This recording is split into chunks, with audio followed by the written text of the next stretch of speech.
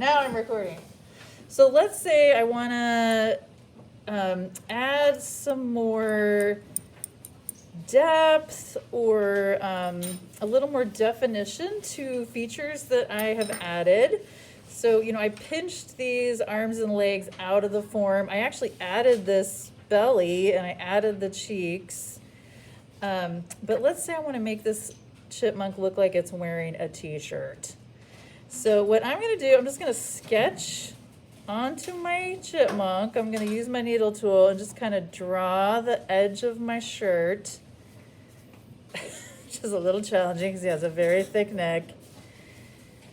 So whenever you're sculpting, I would suggest start by just kind of draw your lines on there of like wherever you kind of want an edge or you want like a defined change of depth. Oh, can't forget the sleeves. But I'm not just going to leave it at this line because that does not look very 3D, does it? So whenever possible, you want to make any like details on your creature like as three-dimensional as you can, so it's not just a line that's drawn on there, but there's a little depth. So I've got my t-shirt outline. So now this is the sculpting / carving part. So I'm going to go back along the bottom edge of that line with a sculpting tool that has kind of like a sharper edge, not as sharp as a knife, but, and I'm just like carving away, not a ton of clay, but just a little bit so that there's like an obvious depth change here. And this works best when your clay is not too dry, but it's also not too wet. It's getting to that sweet spot that we like to call leather hard, where your clay, you can carve it, which is one of my favorite techniques. So think about, you know, doing a little sculpting. You could do it for clothing. You can do it to like define the edge of an arm or a leg a little better. You can do it for features. Just a little basic sculpting. Okay, let's talk about facial features. Same deal with facial features. If you can like add cheeks and add a nose, you know, anything that makes your face more three-dimensional is probably preferred to just kind of drawing a face on. But in some cases, like my happy guy, maybe it does make sense to just sort of draw on eyes. I did cut out the mouth and make that 3D, but like this little guy too, I just sort of indented the eyes with a needle tool and then I sculpted out the mouth a little bit. So I drew my mouth and then I used a sculpting tool to just carve away a little bit under it to make it pop out a bit more. So if you're just kind of drawing lines for your features, think about, well, like, how can you make that a little more 3D? And definitely pay attention to like eyebrows.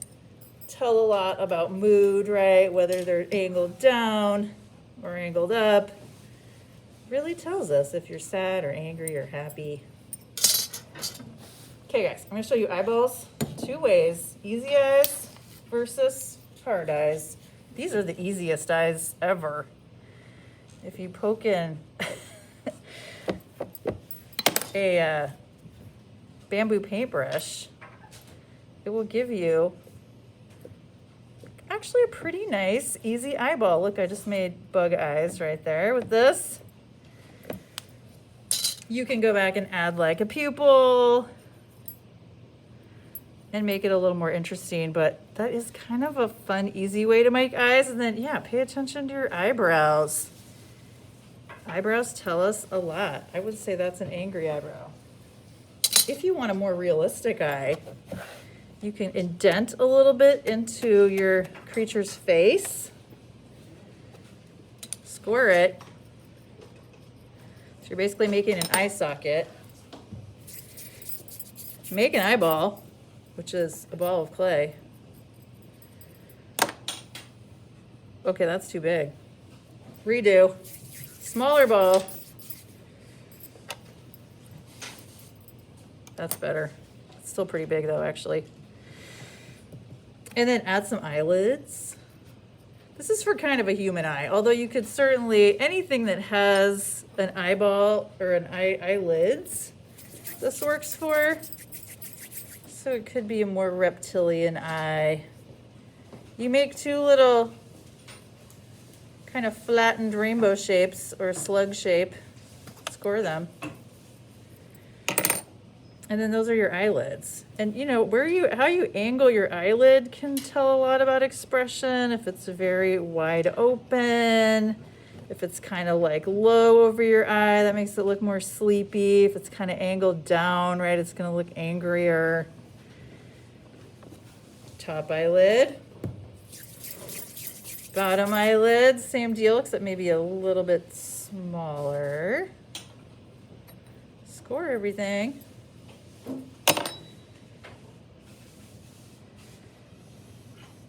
And it gives you a pretty realistic eyeball.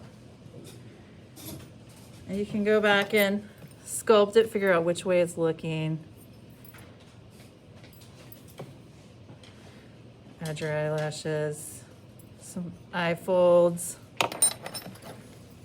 It's kind of up to you. You know, what does your creature need? Does it need a more realistic eyeball? Is it more cartoony? It's your call. And also kind of what you're up for. Obviously the realistic eye is going to be more challenging if you have time to do it.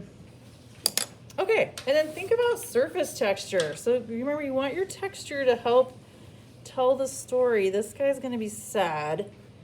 His head's kind of downcast. I wanted the texture to look like dripping. So I'm just kind of going around the whole body and like pushing down my clay. I didn't actually add any clay to do this. So I want him to look like he's sort of dripping into the table. But, so that's one way to do it, have a super 3D texture. You can also, of course, indent. If you want your creature to look furry, you can use the serrated rib. This is for kind of a short, chaotic looking scratchy fur effect. If you want your fur to look a little more organized, you can carve it. So once your clay is a little drier, you can go in with any kind of like slightly thicker, pointy sculpting tool and just sort of pick a direction that your fur is gonna go. If your clay is really wet, it doesn't work great because it just sort of picks up too much extra wet clay. So this is a good one if your clay is a bit drier. That's how we get this texture. This is all carved. It's very satisfying. It takes a little while. You kind of pick a direction your fur is gonna go and you just start carving away. You can kind of blow dry your surface a little bit before you do it, and that helps. So if your clay's drier, it won't be so sticky when you do this. You can, if you want longer hair, get out one of these guys. This is a garlic press. And it kind of works like a Play-Doh Fun Factory. So you put some, you want very wet clay, squeeze it, get yourself a little hair plug. The trick to using these is you've got to kind of cluster a bunch of these together, sort of squish the end. Just gently squeeze so they're all kind of grouped together, because if they're hanging on their own, they're going to break off. Score the end. Score where you're going to put it. Add your wire. And this could be a ponytail. It could be a tail.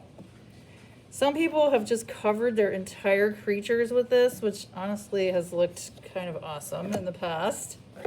It can be like my little guy has a mohawk made out of this. And he's got a little tail chunk made out of that. If you wanted it to be shorter fur, you could just sort of chop it shorter and then attach. But it's definitely like a fun option, especially if you're just like, my creature really needs a little extra something, but I don't know what. Maybe it needs to be covered with hair spaghetti. You can do scales, right? This tool is actually called a dragon scaler. That is what it is called at the store. You can just repeat it to indent scales. You could, of course, make scales and add them. Whoops, thank you.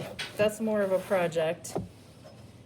But you could make scales, kind of like roof tiles, and add them. You just want to score them on. You can use, all kinds of sculpture tools are going to give you different scaling effects. So something that's a little rounder is going to just be a slightly different shape.